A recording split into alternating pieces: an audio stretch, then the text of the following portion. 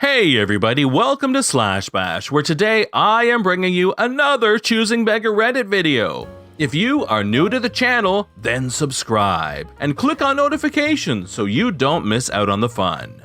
In our first story, a choosing beggar wants to buy a horse, but she needs a deal. Think of her children. Let's jump right in. This happened a couple years back and is the closest I've gotten to Choosy Beggar Bingo to date. It was so absurd, I remember it like it was yesterday. Not too wild, but geez, these people.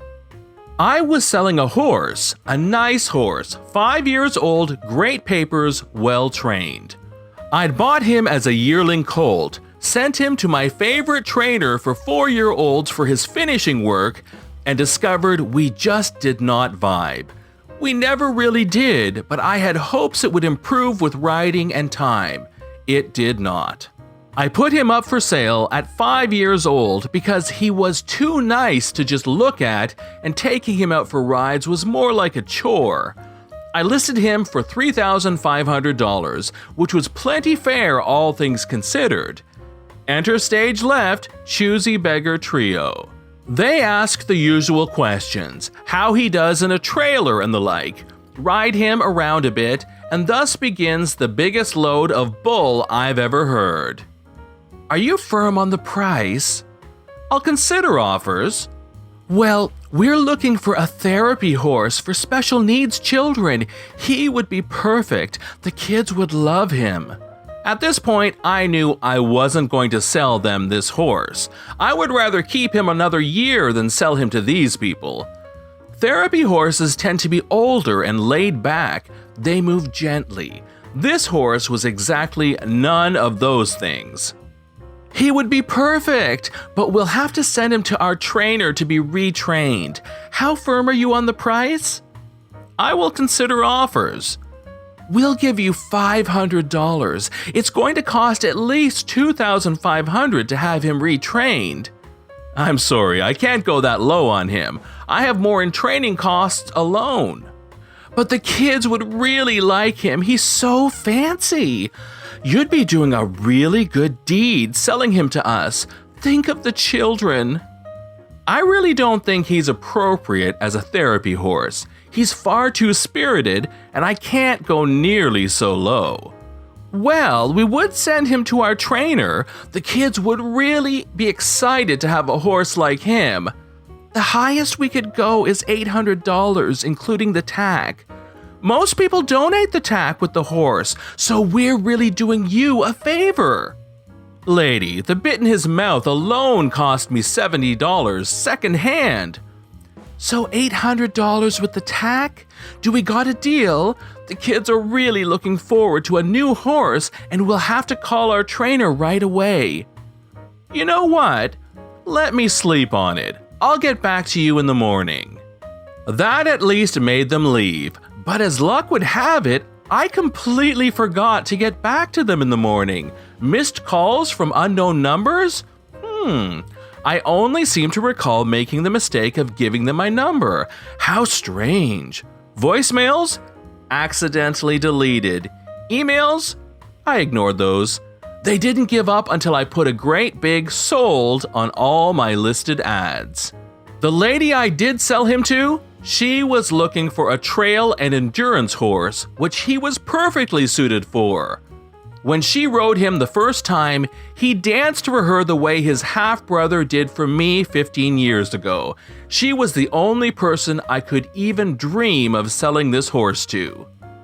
I dropped $500 from his price, that she didn't ask for, but she was going to be riding in more mountainous terrain, and I offered to either send him to my trainer for 30 days for a fine-tuning, or just take cash off the price. After that, I trailered him 3 hours to meet her halfway. She was grinning like she won the lottery when he came stepping off the trailer.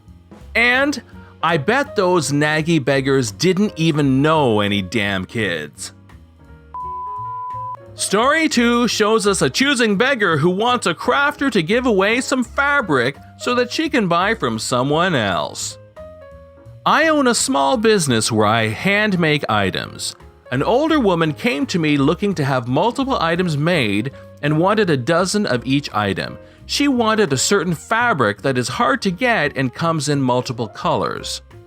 Of the items she asked for, one of the items I made, but the other one I did not have the right sewing machine to make. I knew someone who did, so I contacted her to see if she was interested. She was, so I gave the customer her information.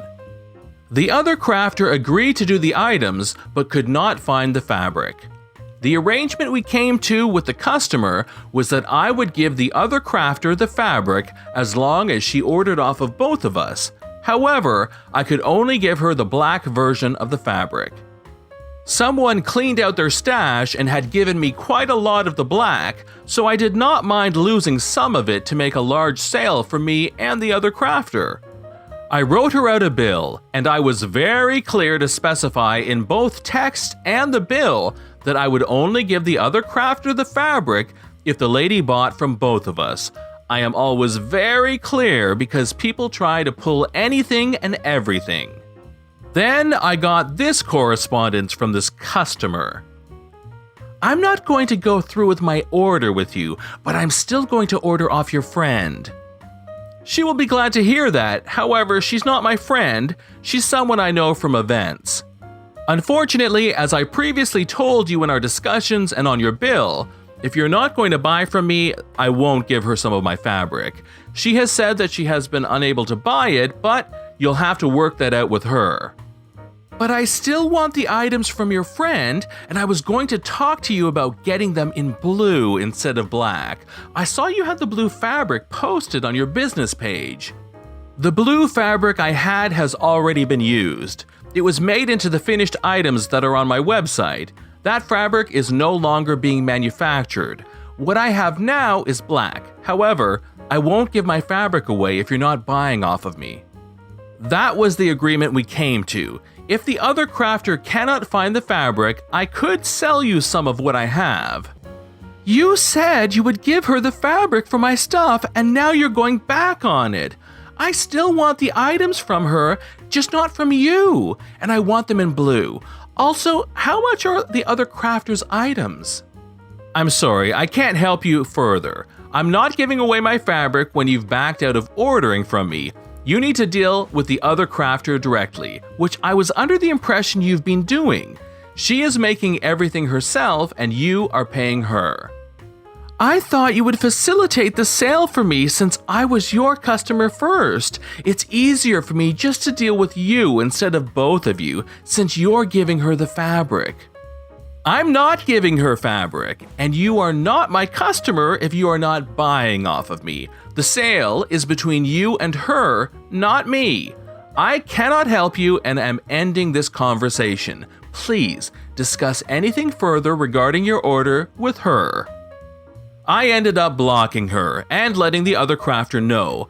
I've never had to block a customer in 7 years. She never did buy off the other crafter because the other crafter couldn't find the out-of-print fabric.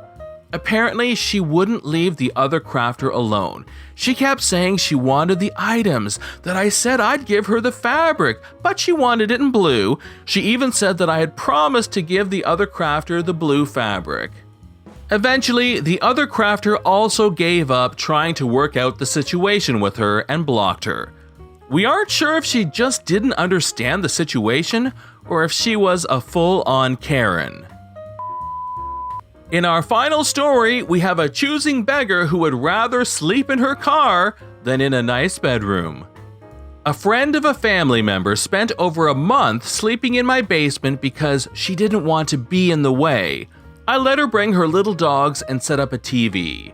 The problem was that her dogs would pee and poop all over my basement and she wouldn't see it until I pointed it out. She would also leave all kinds of food down there to rot and half-finished cans of soda with cigarette butts floating in them. I don't smoke, so this is extra disgusting to me. Finally, she found someplace else to stay, and I spent a few hours cleaning out all the garbage, poop, and rotting food she left behind. I reclaimed my basement. A few days ago, my family member called and asked to come over and talk. It's important. They arrived with said friend. Their friend had been kicked out and needed a place to go. I did not want to have her in my home again, but I hated to see her and her dogs on the street. So I offered a beautifully furnished spare room and said no smoking and pick up after yourself and the dogs, and that this is a temporary offer. She has to be looking for a permanent solution. While I was talking to her, her dog squatted and pooped on the floor right in front of me. I just said, "Your dog is pooping on my floor," and then she ran to get stuff to clean it up. It was late, so I said we could talk in the morning. I opened up the guest room and turned the light on so she could find it easily, and I went to bed. When I got up in the morning, she wasn't here. I texted my family member and he said that she was really upset and slept in her car. She wants the basement back. That isn't an option, so she has decided that she is going to stay in her car. Boggles the mind. This is John from Bash. Thanks for watching. If you've enjoyed the video and want to see more of them, then please hit that subscribe button. We'd love for you to drop a like, share it with your friends, and we will see you in the next one.